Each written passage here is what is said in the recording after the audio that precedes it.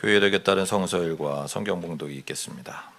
사무엘상 1장 4절에서 20절의 말씀입니다. 엘가나는 제사를 드리고 나서는 늘 아내 브닌나와 그가 낳은 모든 아들 딸들에게 제물을 각각 한 몫씩 나누어 주곤 하였다. 그러나 한나에게는 두 몫을 주었다. 비록 주님께서 한나의 태를 닫아 놓으셨지만 엘가나는 한나를 사랑하였다. 주님께서 한나의 태를 닫아 놓으셨으므로 그의 적수인 브닌나는 한나를 괴롭히고 업신여겼다. 이런 일이 매년 거듭되었다. 한나가 주님의 집으로 올라갈 때마다 브닌나가 한나의 마음을 늘 그렇게 괴롭혔으므로 한나는 울기만 하고 아무것도 먹지 않았다. 그럴 때마다 남편 엘가나가 한나를 위로하였다. 여보, 왜 울기만 하오? 왜 먹지 않으려 하고 왜 늘 그렇게 슬퍼만 하는 거요? 당신이 10 아들을 두었다고 해도 내게 당신에게 하는 만큼 하겠소? 한 번은 엘가나 일행이 실로에 있는 주님의 집에서 음식을 먹고 마신 뒤에 한나가 일어나서 자리를 떴다. 그때 제사장 엘리는 주님의 성전 문설주 곁에 있는 의자에 앉아 있었다. 한나는 괴로운 마음으로 주님께 나아가 흐느껴 울면서 기도하였다. 한나는 서원하며 아뢰었다. 만군의 주님, 주님께서 주님의 종의 이 비천한 모습을 참으로 불쌍히 보시고 저를 기억하셔서 주님의 종을 잊지 않으시고 이 종에게 아들 하나 허락하여 주시면 저는 그 아이의 한평생을 주님께 바치고 삭도를 그의 머리에 대지 않도록 하겠습니다. 한나가 주님 앞에서 계속 기도를 드리고 있는 동안에 엘리는 한나의 입술을 지켜보고 있었다. 한나가 마음속으로만 기도를 드리고 있었으므로 입술만 움직이고 소리는 내지 않았다. 그러므로 엘리는 한나가 술에 취한 줄로 생각하고 그를 꾸짖었다. 언제까지 술에 취해 있을 것이요? 포도주를 끊으시오. 한나가 대답하였다.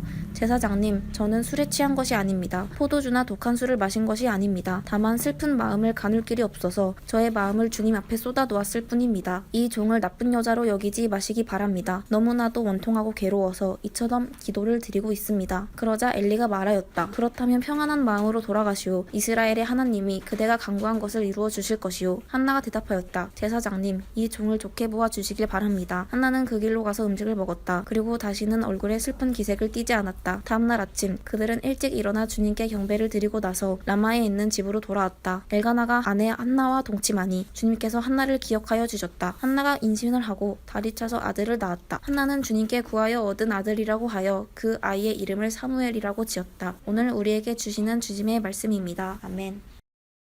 히브리서 10장 11절에서 14절, 19절에서 25절의 말씀입니다. 모든 제사장은 날마다 제단에 서서 직무를 수행하면서 똑같은 제사를 거듭 드리지만 그러한 제사가 죄를 없앨 수는 없습니다. 그러나 그리스도께서는 죄를 사하시려고 단 한 번의 영원히 유한 제사를 드리신 뒤에 하나님 오른쪽에 앉으셨습니다. 그리고서 그는 그의 원수들이 그의 발 아래에 굴복할 때까지 기다리고 계십니다. 그는 거룩하게 되는 사람들을 단 한 번의 희생 제사로 영원히 완전하게 하셨습니다. 그러므로 형제자매 여러분, 우리는 예수의 피를 힘입어서 담대하게 지성소에 들어가게 되었습니다. 예수께서는 휘장을 뚫고 우리에게 새로운 살 길을 열어주셨습니다. 그런데 그 휘장은 곧 그의 육체입니다. 그리고 우리에게는 하나님의 집을 다스리시는 위대한 제사장이 계십니다. 그러니 우리는 확고한 믿음을 가지고 참된 마음으로 하나님께 나아갑시다. 우리는 마음에다 예수의 피를 뿌려서 죄책감에서 벗어나고 맑은 물로 몸을 깨끗이 씻었습니다. 또 우리에게 약속하신 분은 신실하시니 우리는 흔들리지 말고 우리가 고백하는 그 소망을 굳게 지킵시다. 그리고 서로 마음을 써서 사랑과 선한 일을 하도록 격려합시다. 어떤 사람들의 습관처럼 우리는 모이기를 그만하지 말고 서로 격려하여 그날이 가까워 오는 것을 볼수록 더욱 힘써 모입시다. 오늘 우리에게 주시는 주님의 말씀입니다. 아멘.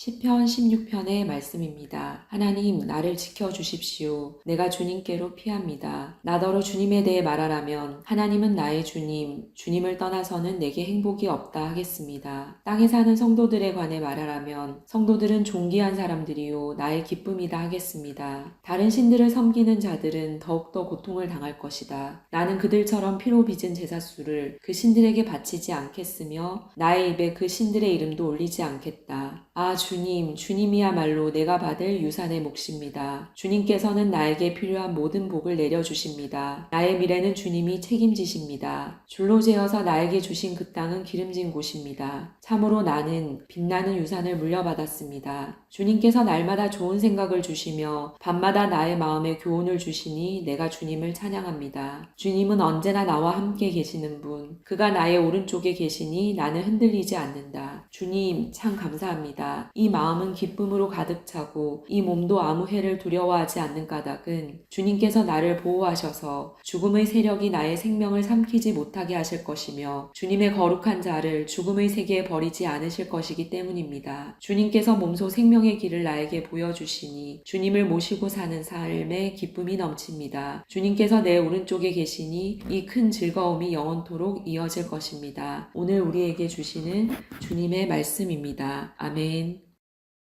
마가복음 13장 1절에서 8절의 말씀입니다. 예수께서 성전을 떠나가실 때에 제자들 가운데서 한 사람이 예수께 말하였다. 선생님 보십시오. 얼마나 굉장한 돌입니까? 얼마나 굉장한 건물들입니까? 예수께서 그에게 말씀하셨다. 너는 이 큰 건물들을 보고 있느냐? 여기에 돌 하나도 돌 위에 남지 않고 다 무너질 것이다. 예수께서 올리브산에서 성전을 마주보고 앉아 계실 때에 베드로와 야고보와 요한과 안드레가 따로 예수께 물었다. 우리에게 말씀해 주십시오. 이런 일이 언제 일어나겠습니까? 또 이런 일들이 이루어지려고 할 때에는 무슨 징조가 있겠습니까? 예수께서 그들에게 말씀하셨다. 누구에게도 속지 않도록 조심하여라. 많은 사람이 내 이름으로 와서는 내가 그리스도다 하면서 많은 사람을 속일 것이다. 또 너희는 여기저기에서 전쟁이 일어난 소식과 전쟁이 일어날 것이라는 소문을 듣게 되어도 놀라지 말아라. 이런 일이 반드시 일어나야 한다. 그러나 아직 끝은 아니다. 민족과 민족이 맞서 일어나고 나라와 나라가 맞서 일어날 것이며 지진이 곳곳에서 일어나고 기근이 들 것이다. 이런 일들은 진통의 시작이다. 오늘 우리에게 주시는 주님의 말씀입니다. 아멘.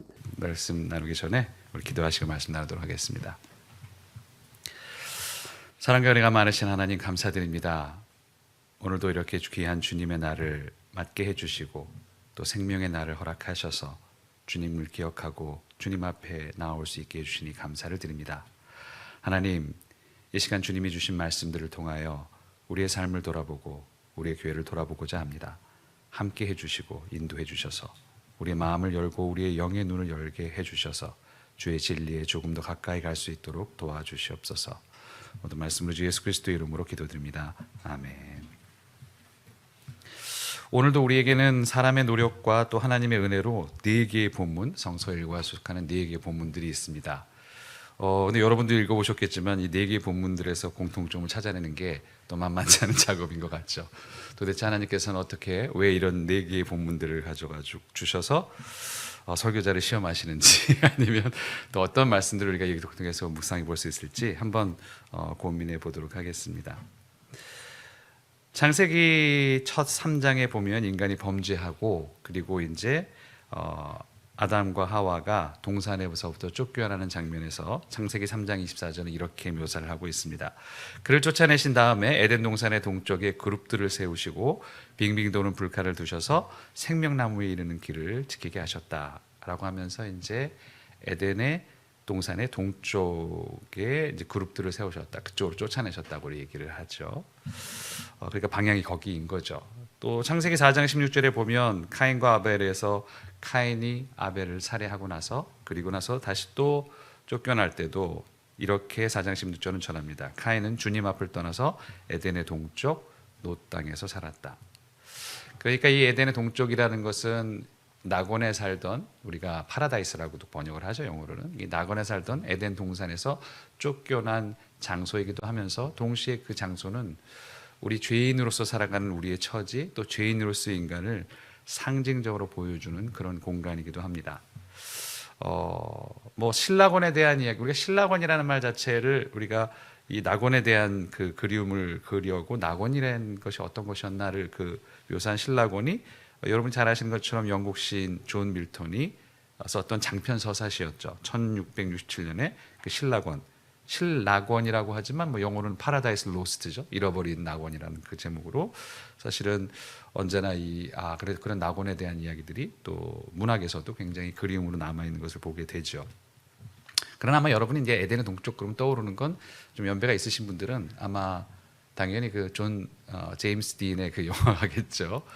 그러나 그 제임스 딘의 그 에덴의 동쪽은 원래는 1952년 노벨 문학상 작가였던 존 슈타인백이 지은 에덴의 동쪽이라는 그 소설에서 소설을 두고 이제 영화를 만든 게 그다음 그로부터 한 3년 후쯤에 이제 엘리야 카잔 감독이 제임스 딘 주연을 삼아서 만들었던 게 바로 그 에덴의 동쪽이었죠. 뭐 소설의 한 부분만을 따서 영화로 만든 거긴 하지만 뭐 여러분이 잘 아시는 것처럼 보신 세대는 아마도 그 영화가 뭐 현대판 카인과 아벨 같은 이야기라는 것도 또 여러분 아마 기억하실 겁니다. 그럼 도대체 왜 이 에덴의 동쪽 이야기를 제가 이렇게 왜 시작을 했을까? 오늘 쭉 읽어봤을 때 본문들을 봤을 때 본문들에서 공통적으로 흐르는 주제들은 아마도 성전이 아닐까라는 생각을 해보았습니다. 사무엘을 낳게 된 한나도 사실 성소에 가서 이렇게 그런 성소에 가서 하나님께 탄식하는 이야기들이 나오고 히브리서에서도 지성소 하나님의 집을 다스리는 위대한 제사장이라는 그런 말이 또 나오고요. 마가복음에서도 예수께서는 성전을 떠나시고 또 성전을 마주 보시면서 그런 말씀을 하십니다. 그래서 어쩌면 이 성전이라는 것이 오늘 우리가 함께 나눠야 될 이야기가 아닐까라는 생각을 해보게 됐죠. 근데 이 성전이 도대체 에덴의 동쪽과는 무슨 관계가 있을까? 이게 또 놀랍게도 관계가 있습니다.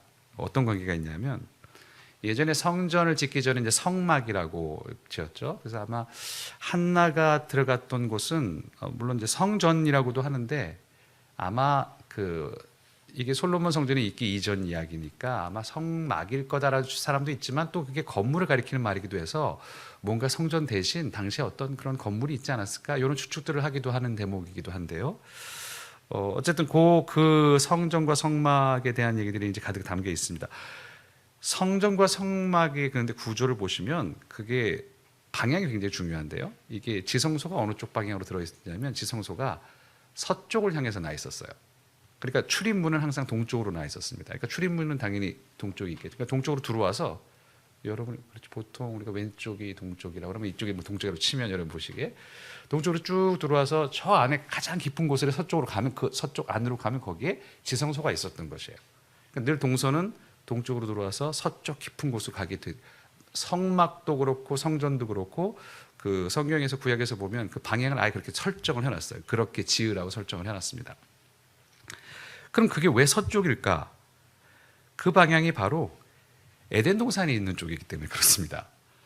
사실 동쪽으로 쫓겨났잖아요. 에덴 동쪽으로 인간이 쫓겨났기 때문에 사실 항상 이렇게 서쪽을 바라보는 게 거기가 늘 에덴 동산 방향이었던 거죠. 그러니까 이스라엘 사람들은 성막을 지을 때나 성소를 지을 때나 항상 에덴 동산을 바라보면서 성전을 짓고 그러니까 성전에 들어갈 때마다 늘 그 생각을 했겠죠.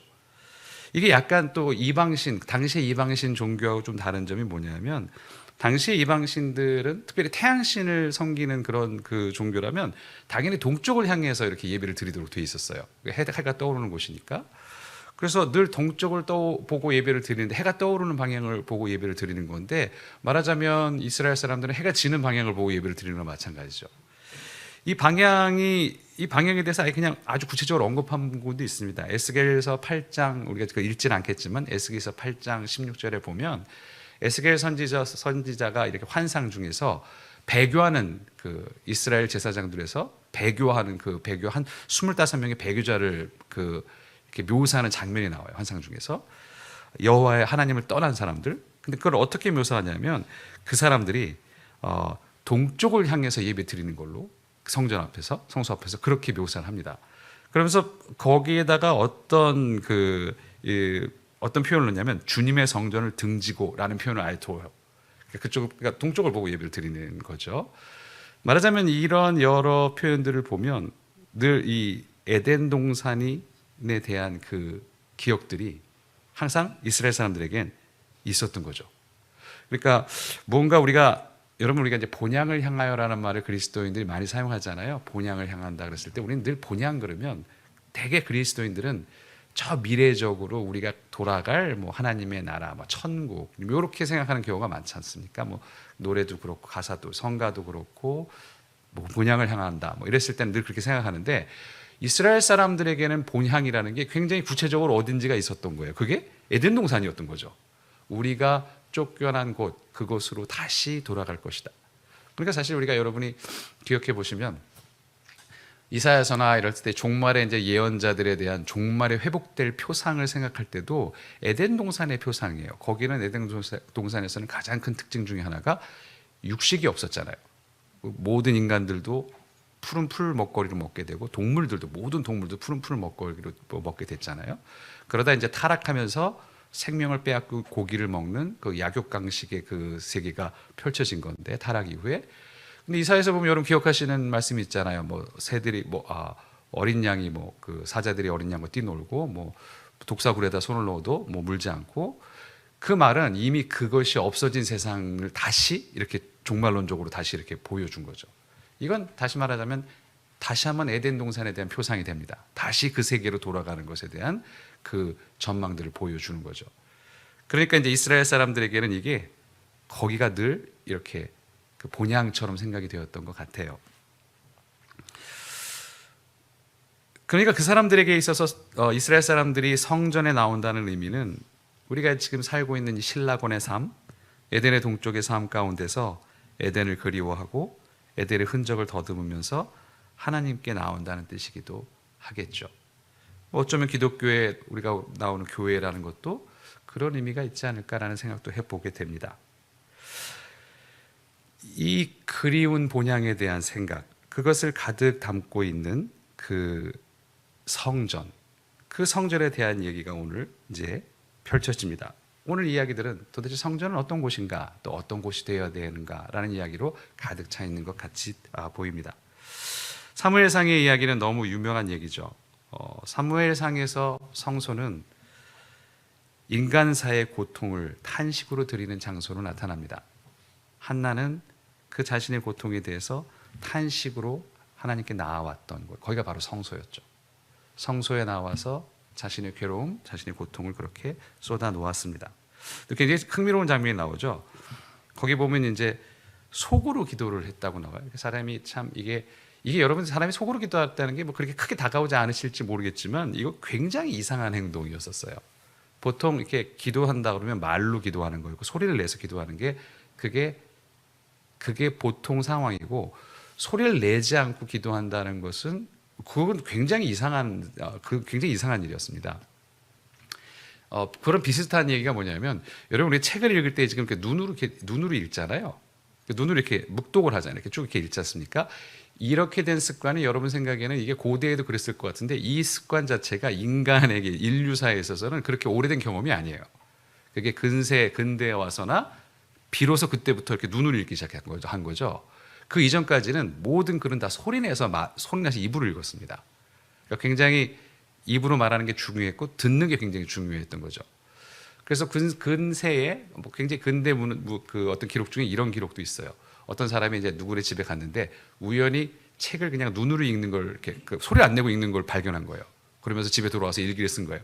오늘 나는 굉장히 끔찍한 장면을 봤다. 뭐 이렇게 묘사한 장면들이 있어요. 그러니까 그 말 자체가 알려주는 게 눈으로 보고 이렇게 그 소리를 내지 않고 읽는다는 것, 이게 굉장히 이상했다는 거죠. 우리는 지금 하지만, 그래서 사실은 저는 그런 의미에서 약간 이제 우리가 이제 성경을 읽을 때 이렇게 띄워서 눈으로 보잖아요. 이렇게. 근데 그게 어떨 때는 이렇게 성경을 띄우면 막 이렇게 눈으로 보는 것 자체가 때로는 조금 뭐랄까요? 편의를 위해서는 되게 좋은데 한편으로는 조금 듣는 걸 약화시킨다는 느낌도 좀 들긴 해요. 오히려 이렇게 성경 말씀을 이렇게 딱 일어나서 들을 때는 이렇게 귀로 듣잖아요. 귀로 듣는 행위가 아니라, 누군가가 읽고 귀로 듣는 게 아니라 누군가 읽어도 이렇게 눈으로 보면서 내가 읽잖아요. 그래서 그 경험이 좀 다르군요, 사실은. 이렇게 눈을 감고 들을 거하고 눈으로 읽으면서 볼 때하고는 많이 달라요. 그러니까 읽을 때는 그냥 내가 읽는 거고 들리는 거 별로 그렇게 중요하지는 않거든요. 근데 이렇게 누군가의 목소리를 이렇게 듣는다는 게 그게 굉장히 다른 경험입니다, 사실은. 그래서 좀 만약에 혹시 여러분이 성경을 읽을 때도 저는 그렇게 좀 권하고 싶긴 해요. 그냥 눈 감고 한번 들어보시라고. 그러니까 읽지 마시고 한번 들어보셔라. 그걸 이제 없애자 이런 얘기는 아니고, 그래서 한번 듣는 것에 좀 집중하시면 조금 다른 기분이 있습니다. 어쨌든 과거 예수님 시대 때 이전에 예를 들면 이 시대 때도 그게 너무 이상하고 괴기하게 보였던 거죠. 그래서 막 야단을 쳤잖아요. 술 챘나 보다 이러고 웅얼웅얼 되는 것처럼 보였으니까. 근데 한편으로 이렇게 생각할 수도 있어요. 아니 얼마나 그게 속에 사무쳤으면, 너무 사무치면 사실 말로도 못하지 않습니까? 하나님 앞에 이렇게 그걸 그렇게 토로하지도 못하는 그 한나의 심정이 어쩌면 그 속에 잘 이렇게 배어 있는 것 같다는 생각도 듭니다. 성소는 성전은 그런 곳이었죠. 그 고통을 탄식으로 드리고 그리고 그 속에서 하나님의 응답을 받는 곳이 바로 성전이었죠. 그렇게 얻은 아들 사무엘의 이름은 사실은 우리가 하나님께서 들으셨다라고 여러분이 많이 알고 계시겠지만 사무엘이라는 뜻에는 굉장히 다양한 뜻이 또 가능합니다. 쉔이라는 게 또 이제 이름이라는 뜻도 있어서 사무엘이라는 이름은 하나님이 샤마 들으셨다는 뜻도 되지만 그의 이름은 하나님이시다라는 뜻이 될 수도 있고요. 또 다른 말에는 그의 이름에 권능이 있다 이런 뜻이 될 수도 있고요. 하나님에게 간구하였다 이런 뜻이 될 수도 있어요. 그러니까 사무엘의 뜻은 굉장히 다양합니다. 그게 정확하게 뭔지는 모르지만 하나님께 들으셨다, 하나님이 들으셨다는 뜻도 있고 그의 이름은 하나님이시다, 그의 이름에 권능이 있다, 하나님께 간구하였다라는 뜻이 될 수도 있는 거죠. 그런데 그 뜻이 뭐든 간에 되게 굉장히 공교롭게도 이 모든 뜻은 다 성전하고도 관계가 있는 단어처럼 보입니다. 성전은 하나님이 들으시는 곳이고 그의 이름이 하나님이라고 고백하는 곳이고 그 이름에 권능이 있다고 고백하는 것이며 하나님께 간구하는 그런 장소가 바로 성전이니까요. 시편에서는 이어지는 시편은 성소에 대한 이야기는 나오지는 않는 것처럼 보이긴 합니다. 그러나 어쩌면 이것은 진정한 또 유일한 피난처야말로 성전이 아닌가, 성소가 아닌가라는 생각을 하게 주는 본문이기도 합니다. 사실 이 시편에 있는 시편의 기도자는 진정하고도 유일한 피난처로서 하나님께로 나는 피합니다라고 이야기하고 있으니까요. 그리고 뒤에 쭉 읽어보면 시편 기자는 또 이렇게 얘기를 하죠. 기도자는 생명과 삶의 희망과 기쁨을 찾는 곳으로 그 하나님의 장소를 명명합니다. 그러니까 교회는 아마 성소는 그런 곳이었던 것 같습니다. 우리가 찾을 수 있는 유일한 피난처이고 생명과 삶의 희망과 기쁨을 찾을 수 있는 곳, 거기를 하나님의 곁 성소라고 생각했던 것 같죠. 근데 사실은 이게 왜 또 성소하고도 관련이 있다고 볼 수 있냐면 이게 예배하고도 관련이 있는 시편이 돼요. 왜냐? 그러니까 특별히 바른 예배 대상에 대한 얘기가 언급 나오는데 3절에 보면 3절에 약간 좀 번역이 우리나라 말 성경으로 조금 이상하게 돼 있는데 이상하다기보다는 이렇게 돼 있죠. 땅에 사는 성도들에 관해 말하라면 성도들은 존귀한 사람들이요 나의 기쁨이다 하겠습니다. 그리고는 4절에 조금 이상한 말을 하죠. 다른 신들을 섬기는 자들은 더욱 고통을 당할 것이다. 나는 그들처럼 피로 빚은 제사수를 그 신들에게 바치지 않겠으며 나의 입에 그 신들의 이름을 올리지도 않겠다라는 말을 하잖아요. 이 3절에 나오는 말이 그러니까 3절이 조금 읽다 보면 약간 문맥에서 좀 이상하게 느껴지게 됩니다. 근데 이게 바로 이제 이게 해석의 문제인데 땅에 사는 성도들에 관해 말하라면 성도들은 존귀한 사람들이요 나의 기쁨이다. 이게 이제 마치 들으면 이제 우리 성도들을 얘기하는 것 같지만 이게 본문을 보면 원문을 보면 땅에 있는 거룩한 존재들이에요. 성도들이라기보다는. 그러니까 이게 사람인 건 아닌 수도 있는 거예요. 그러니까 땅에 있는 거룩한 존재들이 어쩌면 다른 신들을 가리킬 수도 있다라는 그런 해석의 여지도 있습니다. 실제로 그렇게 번역한 성경도 있어요. 우리말 성경 중에 여러 번역 중에서 딱 대부분은 우리가 읽은 이 성도들처럼 이렇게 묘사를 했는데 나의 기쁨이다로 묘사를 했는데 공동 번역은 이 부분을 이렇게 번역을 합니다. 이 땅에 있는 거룩하다는 신들 그런 것들을 좋아하는 자들에게 저주를 내리소서. 그리고 4절로 이어지면 굉장히 자연스럽죠. 다른 신들을 섬기는 자들은 더욱더 고통을 당할 것이다. 굉장히 자연스럽잖아요. 그러니까 이 땅에 있는 거룩한 존재들은 사실은 다른 신들을 가리킨다는 말이죠. 그럼 이게 무슨 뜻이냐면 이건 아마도 이 시편을 얘기했던 기도자가 자신의 과거의 경험을 얘기한 것일 수도 있습니다. 자기가 이전에는 다른 신들을 섬겼었지만 그래서 3절과 4절처럼 3절처럼 그랬었지만 그러나 이제는 나는 바른 예배의 대상을 찾았다. 그 바른 예배의 대상께 나는 그걸 피난처로 삼고 그 속에서 나는 기쁨과 삶의 기쁨과 희망을 얻는다라고 읽을 수 있는 거죠. 그렇다면 이 시편도 굉장히 어떤 예배와 관련된 또 주님을 만나는 것과 관련된 그런 예배의 장소로서의 성소와도 관련이 있다고 볼 수 있는 시편이 됩니다. 더 흥미로운 건 이 시편이 또 예수님과도 연결된다는 거죠. 우리가 가지고 있는 이 번역에 있어서 10절에 이런 구절이 있죠. 주님께서 나를 보호하셔서 죽음의 세력이 나의 생명을 삼키지 못하게 하실 것이며 주님의 거룩한 자를 죽음의 세계에 버리지 않으실 것이기 때문입니다. 이것은 당시로 보면 굉장히 이상한 생각입니다. 왜냐하면 당시에는 내세에 대한 소망도 없었고 죽음 이후의 세계가 있었다라는 그 생각이, 죽음 이후에도 영생에 대한 그런 관념 자체가 아직 하나님이 주시지 않았던 시대였기 때문에 이 사람들은 현세가 다라고 생각했던 시대였거든요. 그런데 그 시대에 저런 말을 한다는 건 굉장히 좀 특이한 말이죠.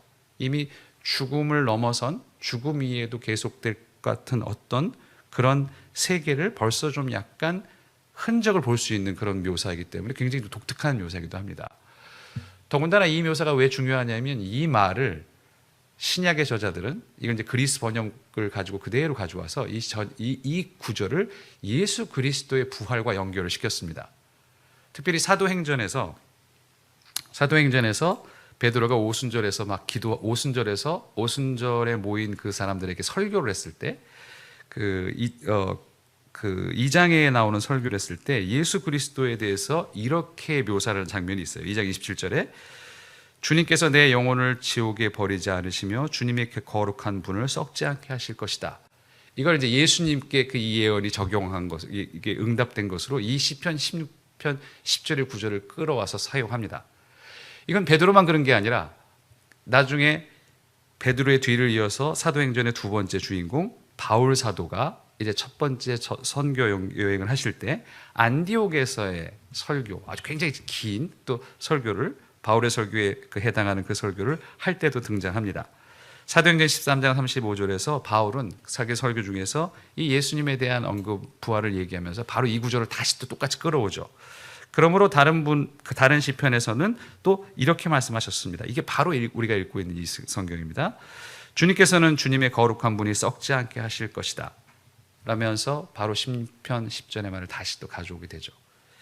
이렇게 이 시편은, 예배를 얘기하는 시편은 또 예수 그리스도를 이 예배와 함께 연결시켜 주고 있습니다. 그 예수님의 이야기를 바로 마가복음이 하고 있는 거죠. 마가복음은 성전을 앞에 둔 예수님의 탄식을 얘기합니다. 너희들이 이렇게 화려한 성전을 보느냐? 다 무너질 것이다.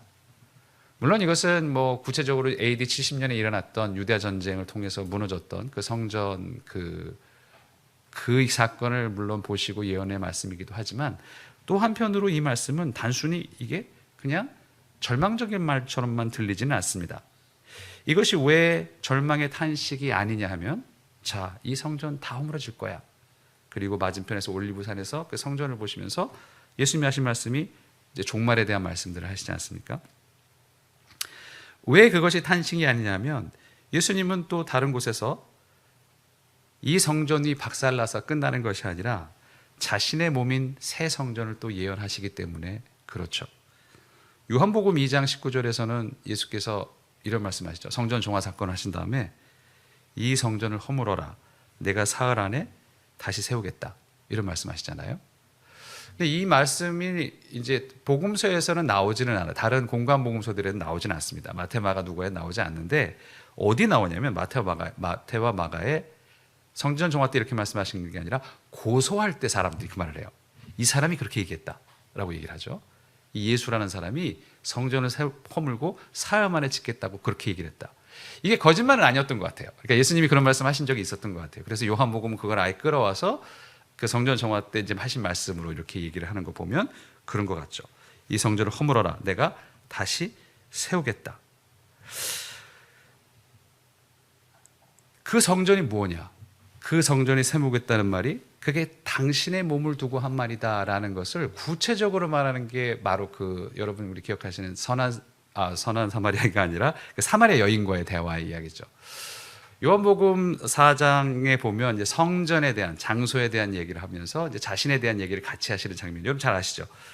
그 사마리아 여인과 얘기할 때 4장 21절에서 24절을 보면 이런 말이 나오죠. 여자여, 내 말을 믿어라. 너희가 아버지께 이 산에서 예배를 드려야 한다거나 예루살렘에서 예배를 드려야 한다거나 하지 않을 때가 올 것이다. 그리고 한 절 건너뛰어서 참되게 예배를 드리는 사람이 영과 진리로 아버지께 예배를 드릴 때가 온다. 지금이 바로 그때이다. 아버지께서는 이렇게 예배를 드리는 사람들을 찾으신다. 하나님은 영이시다. 그러므로 하나님께 예배를 드리는 사람은 영과 진리로 예배를 드려야 한다. 이제는 이 산도 아니고 저 산도 아니고 이제는 그렇게 예배를 드릴 이제는 어떤 장소에서 예배를 드릴 때가 아니다라고 선언을 하신 거죠. 그건 앞에서 말씀하셨던 바로 2장에서 한 2장 건너서 얘기하셨던 이 성전을 허물어라라는 말씀과 또 일맥상통합니다. 그럼 예배하는 곳이 없냐? 아니죠. 예배하는 곳은 있죠. 사람이 영과 진리로 예배를 드려야 한다라고 말씀하셨지 않습니까? 그럼 도대체 영과 진리로 예배를 드려야 한다고 그랬을 때 진리로 예배를 드린다는 게 무엇일까라는 생각을 하게 되잖아요. 이제 더 이상 장소가 아니라면 그게 뭘까? 진리로 예배 드려야 한다는 것은 무슨 뜻일까? 요한복음 14장 6절에서 예수님은 이렇게 말씀하셨습니다. 내가 길이요 진리요 생명이다. 사실 나는보다는 사실 좀 강조가 돼 있어서 예전 개역개정 번역이 훨씬 더 정확한 번역입니다. 내가, 나는이 아니라 내가 길이고 내가 진리고 내가 생명이다. 그러니까 내가 생명이고 내가 길이고 여기서 말씀하셨죠. 내가 진리다. 그리고 그 다음에 나를 거치지 않고서는 아무도 아버지께로 갈 사람이 없다. 나를 거쳐서 하나님께 너희들이 도달할 수 있다. 진리로 예배를 드려야 한다. 하나님께 우리는 진리로 예배를 드릴 것. 그러니까 그 말씀은 곧 자기를 통해서 이제부터 너희들이 하나님께로 갈 것이다라는 것을 예수님이 아주 여러 군데서 말씀하고 계신 거죠. 그 말에서 보면 무슨 말이냐? 이제는 공간적인 그런 어떤 지역적인 그런 성전이 아니라 나라는 것을 통해서, 나라는 성전을 통해서 너희들이 하나님께 갈 것이다라는 것을 말씀해 주신 게 바로 예수님 말씀이라고 볼 수 있겠죠. 그걸 설명해 놓은 게 바로 히브리서의 말씀입니다. 히브리서는 과연 예수 그리스도께서 새로운 하나님의 집을 마련해 주신 분이라는 말을 우리가 오늘 보는 성경에서 그렇게 얘기를 합니다. 지성소의 문을 여시고 스스로 대제사장이 되십니다. 히브리서 10장 22절에서 21절에서 그렇게 선언하죠. 그리고 우리에게는 하나님의 집을 다스리는 위대한 대제사장이 계십니다. 그게 바로 예수 그리스도이고 그분 스스로가 하나님께 나아가는 성전이 되신다는 거죠. 우리가 모이는 이 지상의 교회는 그 하나님의 이 그리스도라는 몸의 성전이 투영되어 있는 곳입니다. 이 장소가 거룩한 게 아니라 이 장소가 예수 그리스도의 몸을 상징하고 예수 그리스도의 몸을 투영하고 있는 한 거룩한 것이죠.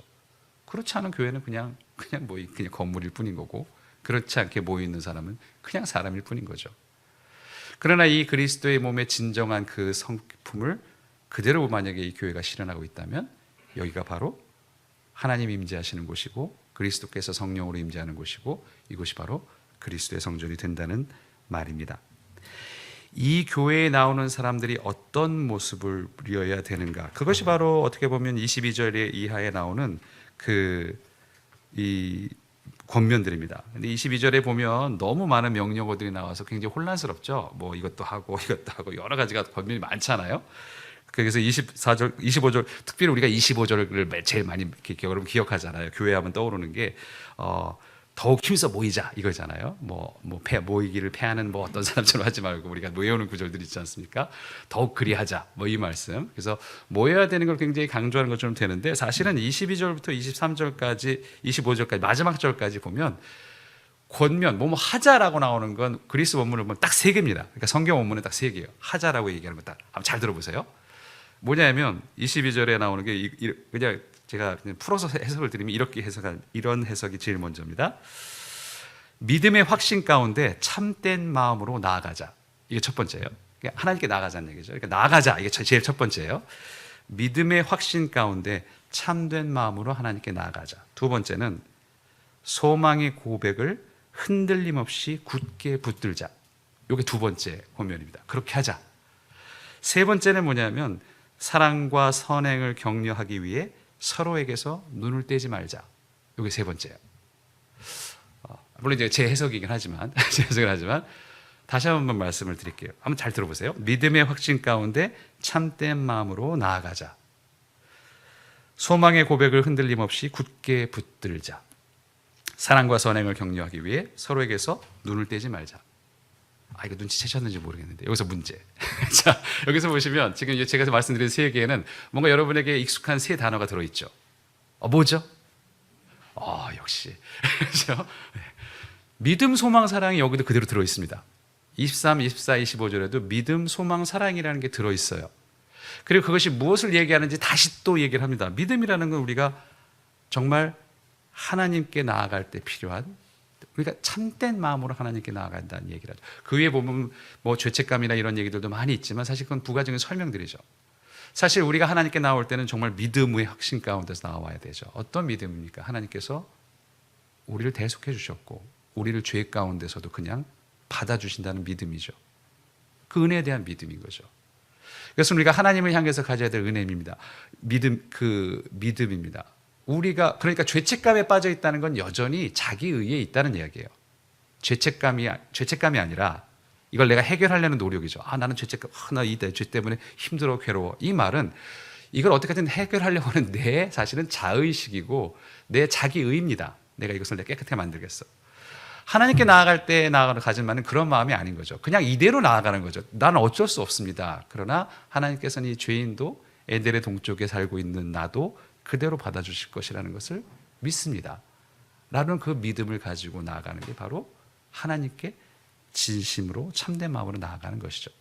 제일 먼저 얘기하는 것이 그것이 교회다라는 얘기를 성경을 우리가 들려듭니다. 그러나 두 번째 있는 것은 또 소망의 고백입니다. 우리가 고백하는 그 소망을 흔들림 없이 굳게 견지하자, 굳게 붙들어야 된다. 그러나 우리에게는 또 하나 소망이 있습니다. 그리스도께서 다시 이 땅에 오실 것이라는 소망이 있죠. 이 죽음의 세력이 결국은 망하고 말 것이라는 우리의 세상을, 우리의 마음을 지배하고 있는 그 죽음의 세상을 하나님께서 끝내 오셔서, 그리스도께서 오셔서 전복시켜 주실 것이라는 그 고백을, 그 소망을 흔들림 없이 굳게 붙들어야 된다는 거죠. 이 말은 흔들릴 수밖에 없다는 이야기를 전제하기도 합니다. 얼마나 흔들리기 쉽습니까? 정말 세상의 정의가 실현될 수 있는 것인가? 세상은 점점 악해져만 가는 것 같은데 이대로 이게 진짜 뭔가 회복의 가능성이 있는 것인가? 그러나 거기에 대해서 여러분에게 주신 소망을 기억하라고 성경은 우리에게 권면을 하고 있는 거죠.